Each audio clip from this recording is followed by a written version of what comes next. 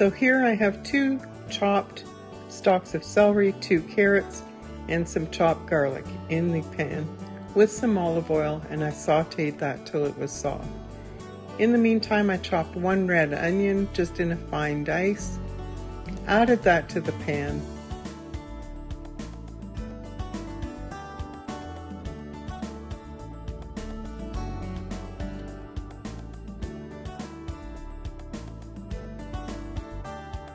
I added more olive oil because I felt like it was a bit dry.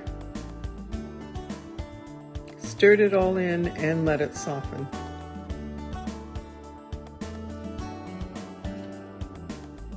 I will post the recipe link below in the description box.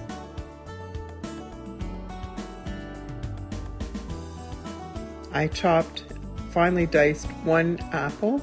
Mine were Royal Gala apples. It was peeled, quartered, and cored.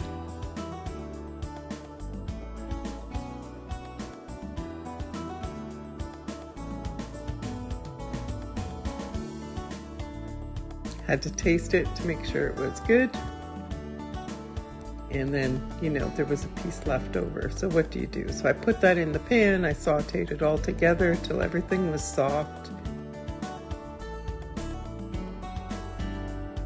This was my first time making this recipe, and when it's something kind of really out of the box, I followed the instructions pretty closely. I added a tablespoon of fennel seed to my mortar and pestle and a tablespoon of dried sage. The sage was homegrown, and so I chopped it up with the fennel seed in my mortar and pestle just to make sure everything was broken up okay. I didn't grind it to a powder, I just kind of coarsely broke up the seeds, the fennel seeds. Dumped it in the pan, stirred it all in. It smelled amazing. Such a fall recipe with the apple, the sage, the fennel, the garlic, the onions, like all the things. It was really good. I've already previously cooked my lentils. I did that the day before. I added this to the lentil mixture that I had already cooked. And then I added some rolled oats. These were not large flake, they were just regular rolled oats. I added more applesauce for some moisture.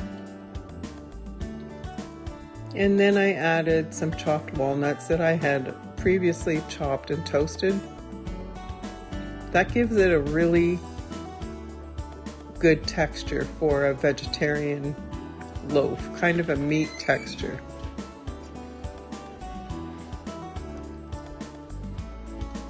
So once that was all well stirred, I really was concerned that I didn't have the almond flour I didn't want to use all-purpose. So I had left the flour out altogether. I thought I had almond flour, couldn't find it. It's probably packed. And so I actually put in some ground flaxseed instead because it didn't call for an egg or anything like that. I put in some flaxseed. I didn't measure it. I just kind of sprinkled it on.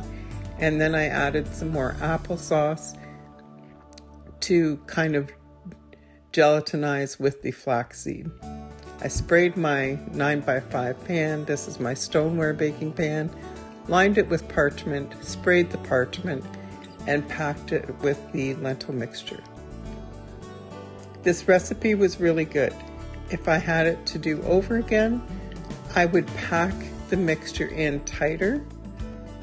I found it didn't hold together well when you sliced it, and I'm not sure if it's because I didn't add the flour that it called for, or if I didn't pack the mixture in tight enough. But it tasted great.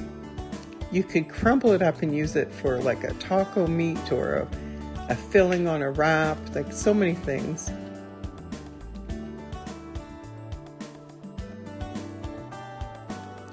Again, I'll post the recipe in the description box below. It will give you the baking temperature, the glaze mixture. I didn't get that on camera because I had to leave. I had to meet somebody. So I put it in the oven, set the oven on delay start, set the temperature, and I think I set it for about 45 minutes.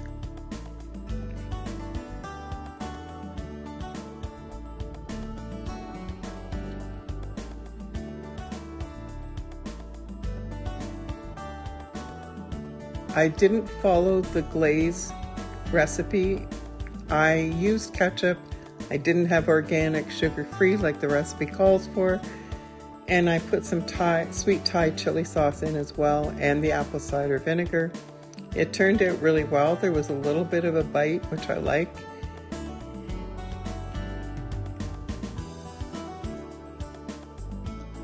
And when it was done, you know, I had it for supper that night. I think I had some the next day.